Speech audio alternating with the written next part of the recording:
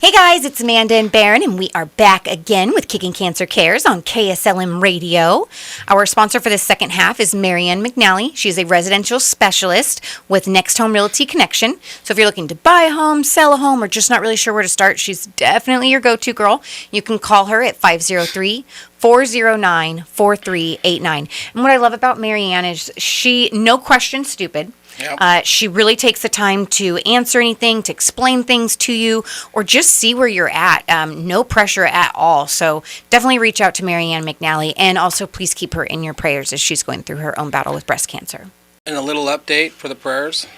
She needs even more prayers because the cancer started in the breast. That's right. It came back to the bones.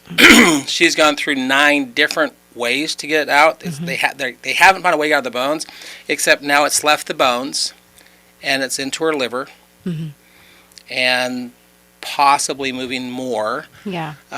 There are a few organs you do not want the cancer to get into. That's one of them. Yeah.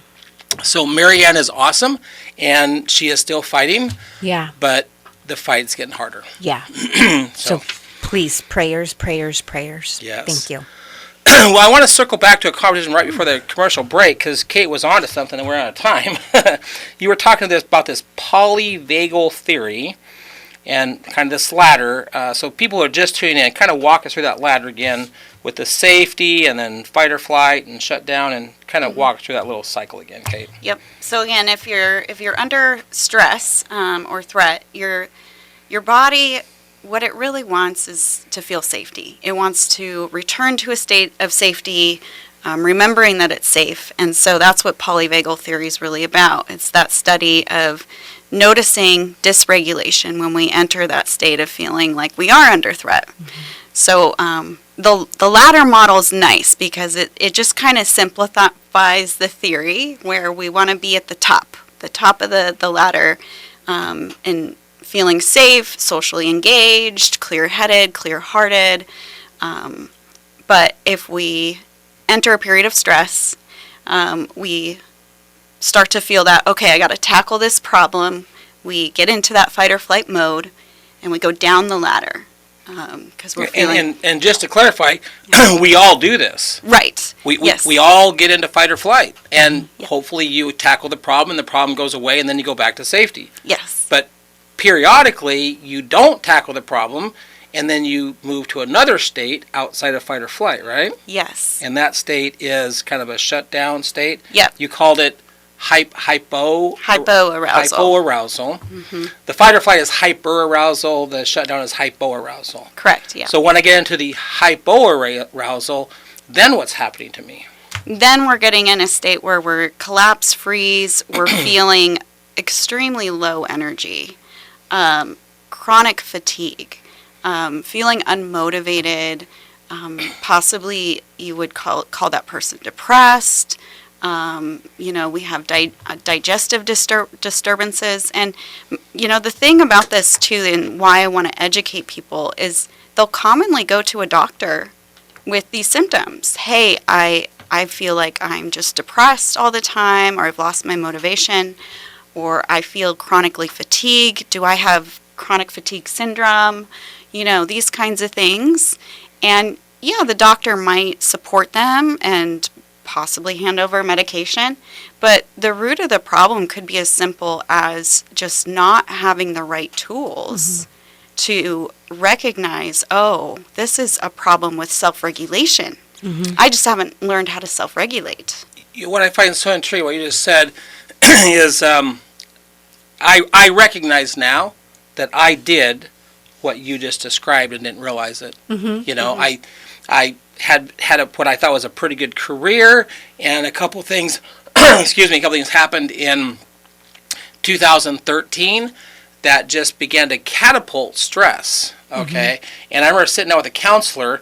That was the year that I turned 50. Mm-hmm. It was for a variety of reasons. The company I was with was restructuring, and I was eliminated from my job. Mm-hmm. It was about that time that we had to file bankruptcy on our house because of these things. And he said any one of those stressors your body probably could have got through. Right, but you had all three. But he said you got hit with so many stressors that your body didn't know how to react.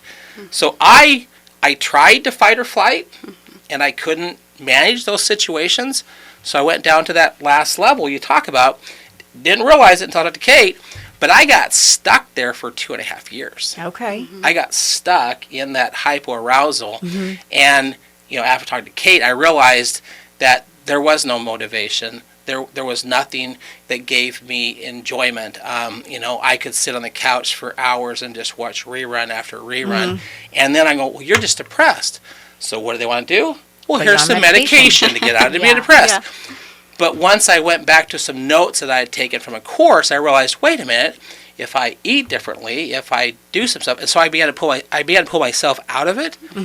But for those 2 years, I kept thinking, you're a smart guy. You listen to motivational tapes. You can pull yourself out of this. Yeah. But you can't think your way out of it, you cannot logic your way out. That's the thing.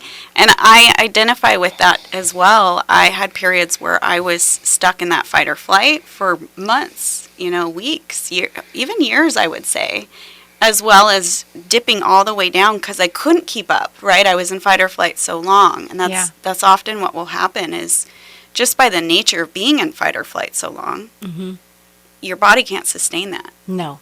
So it's going to go into shutdown, which is that is your self-preservation mode, is the hypoarousal, the fighter, the freeze response is your optimal self-preservation state. Is that freeze state?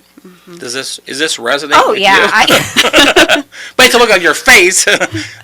When I'm really aware of when I shut down. I'm just a shutdown person in general. I like to just shut down, isolate with just my household. Nobody else, and I like to deal with things. I'm somebody that violently will shake when I get overloaded, and so that's when I know I have to, breathe. What do we need to do to get into the solution? And your ladder explanation really hit me because I feel like I go down that ladder and I know that I have to go back up and I have to get into my solution and get it fixed and calm myself, work through what I'm going through. Because, I get sensory overload or emotion overload very easily. And I will shake where you're like, it's 90 degrees out. What's wrong with you? And it's like, I'm uncomfortable. I need to go home. Yes. And so that hits me and yes, you have to resolve that to get back up top to get to a better place. And our bodies are super intelligent. We do develop strategies over time to self-regulate. Some of them are healthy strategies. Yeah. Some of them not so much. Right. Yeah. Right. Isolation's not an unhealthy thing, but a long period of isolation is, right? Yes. Where I need something else in my back pocket to bring out. Yeah. And you mentioned there are healthy ways to self-regulate, and then because people may not understand what we're talking about, and all of a sudden I know that I'm in this fight or flight, and then I slip into the other one, and I'm going to self-regulate with alcohol. I'm going to self-regulate with candy bars. I'm going to self-regulate with ice cream. I'm going to self-regulate with drugs. People will figure out how to self-regulate, healthy or not, because our body doesn't like where it's at, and we don't know how to get out of it. So we self-regulate with less healthy options. There's a lot here, and there's one more topic I want to get to with you. But as you and I were talking about this was an interesting concept. You said that we need to co-regulate. In other words, if there was a day a few weeks ago where you came into work, we were here together, and I could tell that you were not in a good mental place. No. And I was able to help you co-regulate, right? Yeah. Except you said kids cannot co-regulate. Yeah, that makes, Self-regulate. Self-regulate. Yes. Sorry, kids cannot self-regulate. Yeah. And you made a really interesting analogy. Can you share that little Fred Meyer thing you told me? Yes. Nothing against Fred Meyer, just that's the name we're using here. Or any shopping place, right? I'm sure we've all run into that scenario where there's the kid who's acting out, screaming, crying, and then the parent is, just reacting with that same amount of volatility and energy and criticizing and yelling back. And so that's where I like to use these platforms to at least bring that into. Yeah. Even though I don't work predominantly with kids, it's important for us to know that kids cannot self-regulate. They really need a safe adult in those moments to co-regulate with. The adult should be kind of like showing up as this grounded, safe presence for the kid to be volatile and have all their emotions. Mm-hmm. And as the adult remains calm, the child will start to mirror that, because we have what's called mirror neurons in our nervous system. Mm-hmm. And so they recognize immediately what's a safe presence, what's unsafe. Yeah. And it can be just that one calm person in a room who communicates, I'm a person of stability and groundedness. That one person can potentially affect the whole room mm-hmm. and get them into a better state of calm. Yeah, absolutely. Isn't that cool? It is. Well, and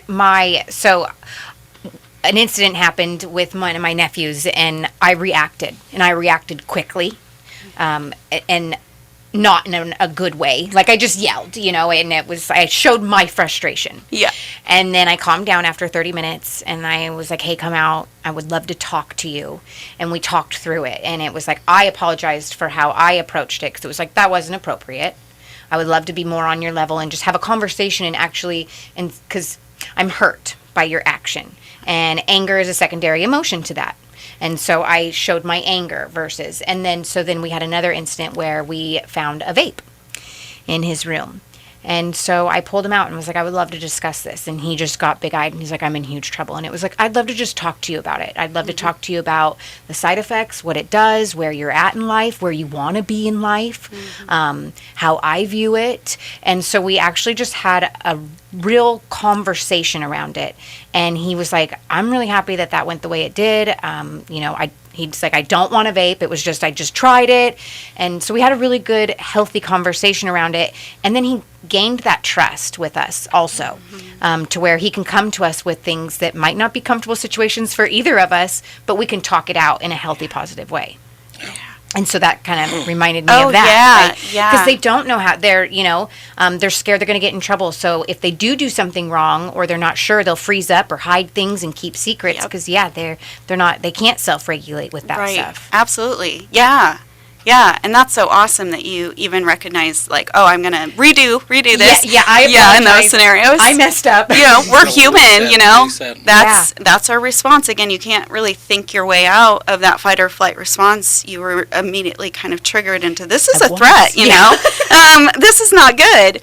But, then we that happens. Yeah. We're human. Mm-hmm. And then if you're, going to yoga regularly, you start to kind of habituate these patterns of like maybe pausing in the moment or like, oh, there's that breath that I took, just a few hours ago in my yoga class. Here, here's that breath again. Yeah. So let's touch on that, because I do want to catch one more subject, but you had mentioned two techniques. And so these both involve breathing.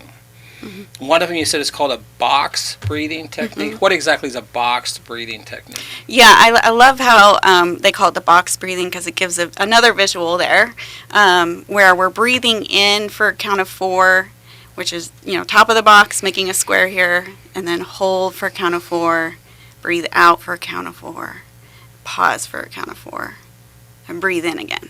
Okay. And just kind of continue. 4 seconds around the box. Okay. Yes. But there's another one you did. It was called 4-8. So how's that different? Well, 4-7-8. Oh, 4-7-8. 4-7-8. Yep. So, and mind you, these two breathing techniques are going to affect your nervous system differently too. But the 4-7-8. So same kind of concept. You're breathing in for a count of 4, holding your breath for a count of 7, and then real slow breathing out, count of 8. So the other one is 4, hold for 4, out for 4, hold 4. Why is that technique different than the 4-7-8? So the box breathing 4-4-4 is where, the Navy SEALs were trained with box breathing. Oh, that's cool. Yeah.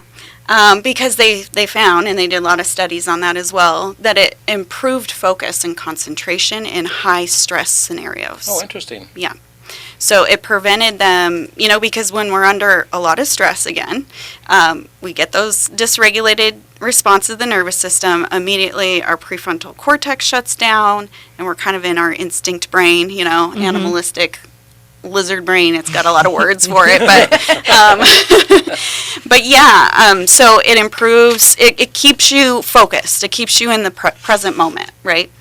And the other one is more about relaxation. So really, any breath where you're extending out the exhale, in particular, is going to relax the nervous system. So if I'm in a stressful situation, I need to relax, breathe in for 4 seconds, hold it for 7, exhale for 8, and that will help my body relax. Okay. Yes. Yeah. And the reason I wanted her to bring this is, one of our core values is stress. Yeah. And if we do not figure out, we all live in a stressful world. Yeah. Stuff happens. It's stressful. How do you control it? How do you hit fight or flight and not drop? How do you get out of that circle, that ladder that she's talking about?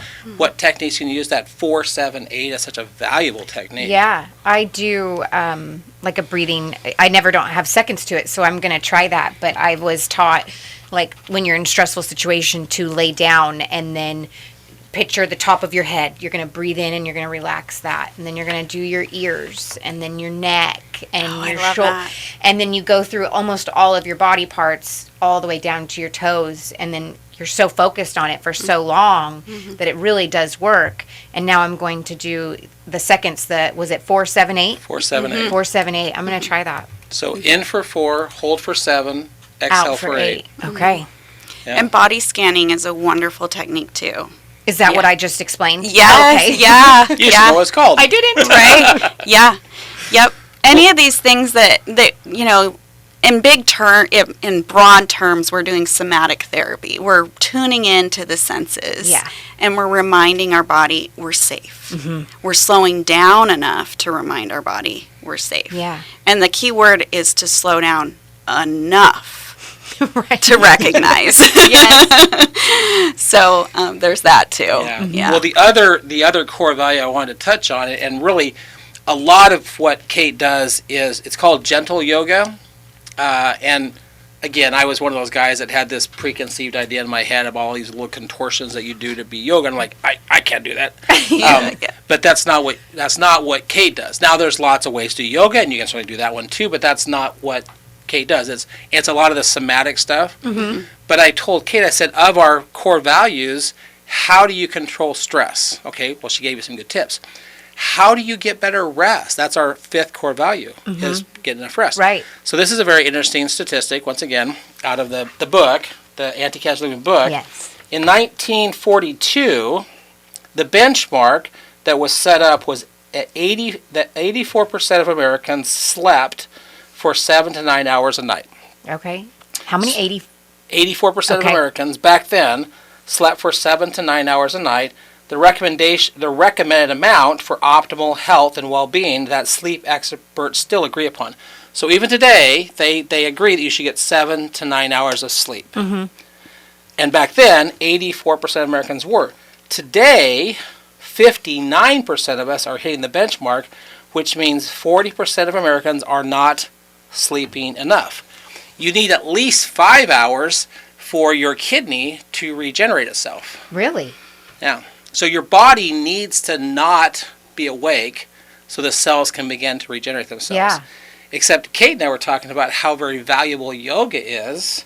So can explain how not those contortionist positions, but how could I use yoga techniques to get better rest? Well, I think the key thing about yoga and why it works so efficiently for stress reduction, just in general, is the mindfulness piece. Is that you're habituating a pattern of slowing down and finding safety. And we talked about the vagus nerve before too, which is that nerve that we want to strengthen over time, that's always sensing the amount of safety I'm in the present moment. Okay. Yeah, we didn't even touch on that. Yeah, but really quick, and we've still got a little bit of time here. Yeah. There's this. It's called the vagus nerve. Okay. And it starts in your brain, and it goes to your throat, and then through your face, and down through your vocal cords, and down around your heart, and around your digestive system. Oh, wow. So Kate was telling me that there's a reason that you get flush when you get stressed, or your pitch goes up a little bit, or your heart rate goes up when you're stressed. That vagus nerve is affected, correct? Correct. And there are ways to bring that vagus nerve back to a state of safety. Yeah. How would I do that? Yep. So, again, is slowing down enough to recognize safety in the present moment, habituating that pattern, because we habituate the pattern of paying attention to everything that's going wrong instead of, everything is safe. It is relatively safe right now for me. And just habituating that over and over again. And breathing's a great way to do that. It slows you down enough to recognize, I can breathe here, I can relax. Breathing has also been shown to stimulate the vagus nerve. And so that stimulation strengthens it over time. Okay. And what we want to do is, it's like a muscle. Like, we want to strengthen it over time, which is a whole other terminology of ventral vagal dominance. Okay. There's a big word for it. Yeah. Versus someone who's in dorsal vagal dominance. Right. And so, somebody who's in dorsal vagal is chronically stressed out, having a hard time managing their life, even their relationships. But someone who's in ventral vagal dominance has a really strong vagus nerve. They've probably got lots of tools and ways of, self-regulating. Right. And they probably have relationships, people that mirror that, or at least have a few key relationships where they can mirror that safety. A lot of the. So I know Kate from a networking group, and a lot of the classes you're teaching are for high stress professionals, helping them. But you have one coming up that I would be remiss if I did not mention. Oh, yes. So on June 30th, Okay. which is a Sunday afternoon, you're calling it Restful Restorative Yoga for Cancer Survivors. Okay. Can you describe what that's going to be like? Yes, and that's a free event. Did we say Free, that? yeah. Okay. We remember it's a free. Free. She does want to limit it to 10 people, maybe 12. Yeah. Okay. And there's an event on Facebook you can go find with her email address to register for that. But what are you trying to help cancer survivors do? So restorative yoga is a really great one because restorative yoga is it's a relatively passive practice of deep relaxation.